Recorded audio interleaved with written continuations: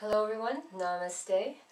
My name is Linda Gadbois, and I'm doing another in a series I call Mastermind Series, and these are just quick how-to tips and practices on how to learn, develop and learn how to use your mind in more powerful ways to become more creative in your own life. And tonight what I wanted to talk about is the imagination in terms of the different uses of the imagination, or the different ways that we can use our imagination. And I want to point out that there's basically three ways to look at how we use our imagination. And again, anytime we use a model, we're not saying that there's only three uses to the imagination.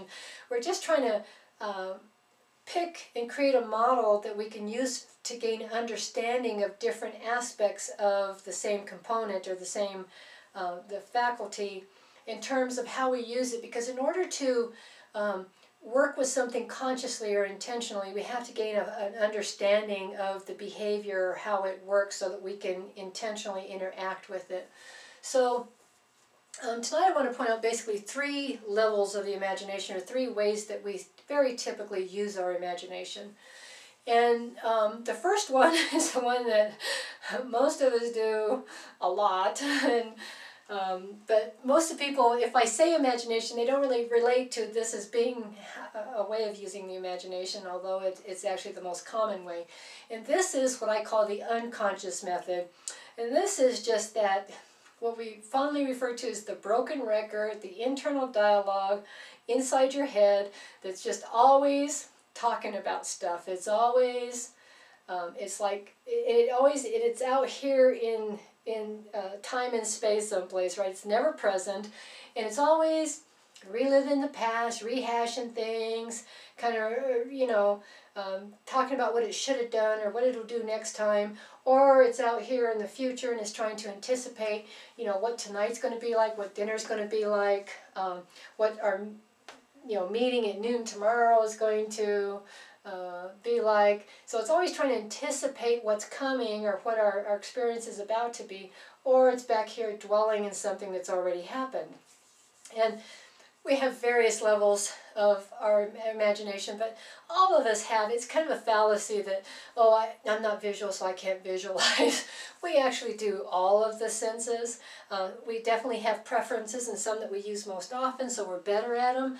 But we typically, everybody has a hearing in a thought process. They're hearing something. They got an internal dialogue, a voice that's talking, explaining things, describing things, giving things meaning. They have emotions or feelings in response to those thoughts. And they're picturing something in their mind, whether it's a vivid picture like a movie or like a holographic image that's pretty specific but not really, or if it's just an impressionistic idea that's not really a vivid picture, but it's impressionistic, which means that they get it, right? They get the whole full-blown visual aspect of the reality, even though they may not be, tuning their visual abilities into creating crisp pictures.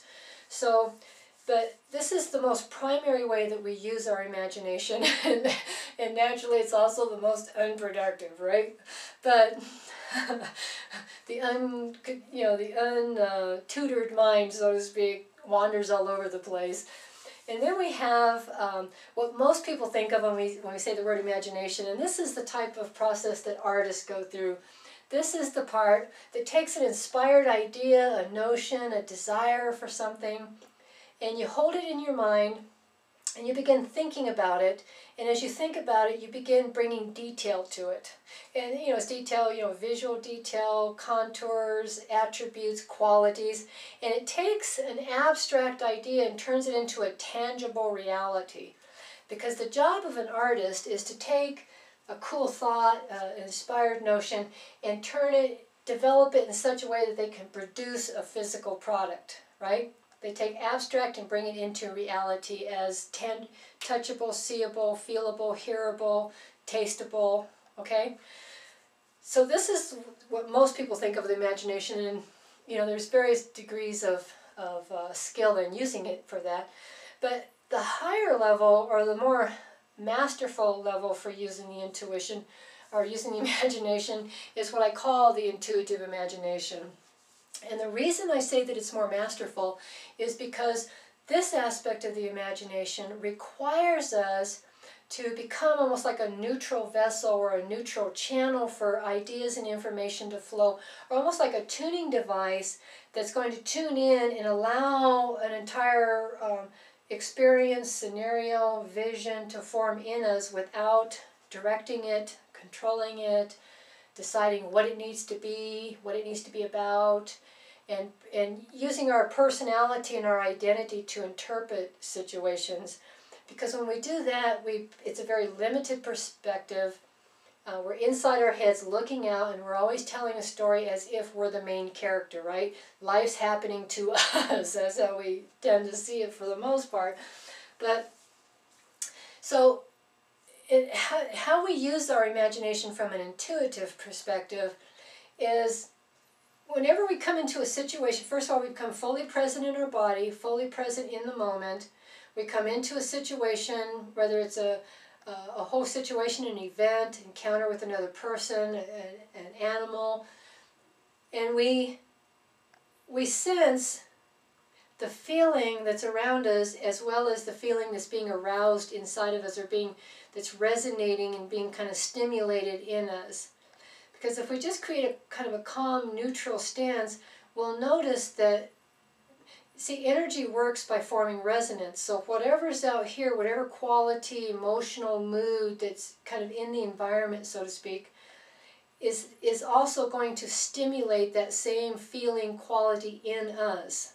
That's how it resonates, and it activates and starts vibrating with the same feeling quality. And we allow that feeling to come up, and feelings and thoughts they're intimate, they're correspondences of the same thing, they're interactive. It's like the masculine and the feminine. We have the feeling arises, and it'll naturally produce a thought process that's of the same nature. It's indigenous to the feeling. And we, without controlling it or manipulating it, we allow a natural thought process to rise in us. We hold it in our imagination, and we allow a scenario to unfold. In that scenario, again, we let go of the need to control it, direct it, tell it what it's all about, and make it about us, right? Which is what we tend to do. Everything's about us at some point. And we allow like a thematic, universal idea to kind of arise, and we give it full reign in us. And when we're able to do this, not only can we see what we call the true nature of a situation, but it allows us to identify the invisible forces, or the energetic quality that is serving I call it the magic that underlies everyday reality. It's that energetic quality that's composing an entire situation in which you're one of the players, or you're one of the people that it's influencing and interacting. It's kind of like a movie where you're one of the actors, but you're not the main star, right? And this is the energetic quality that is influencing everybody in that situation, everything in that situation, and it's forming a thematic composition of a certain nature. But this is also what allows us to, when we start developing this ability, it allows us to encounter people and situations and be able to form a very neutral idea about what's going on with that person or what's happening with that person, that doesn't have any kind of value judgment attached to it, right? Which is what we normally interpret everything according to our values, our mood, our state of mind, whether we like them, dislike them, all that type stuff.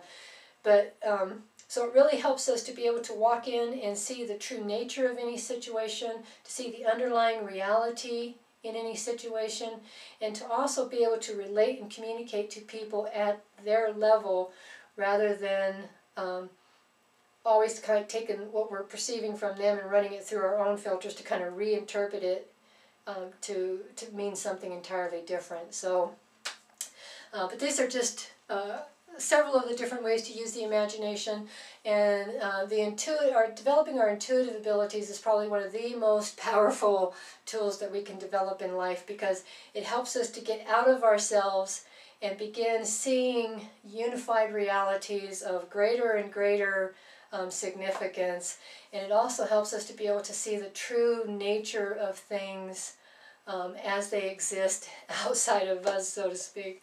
It helps us to understand how we're influenced by situations and people too, which is important to know. So, but we do various levels of training at Creative Transformations, and whether it's, you know, seminars, we do adventure seminars and play shops, or we do customized training for businesses or groups and organizations, where we come in and we will custom design training programs specifically for you.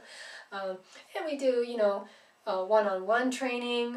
We do coaching and mentoring, where we basically take psychology from a positive perspective, and we teach people how to use their mind in more powerful ways to determine what their perceptions are and to be able to create desired experiences. So, so visit our website at creativetransformations.biz, and we hope to see you there.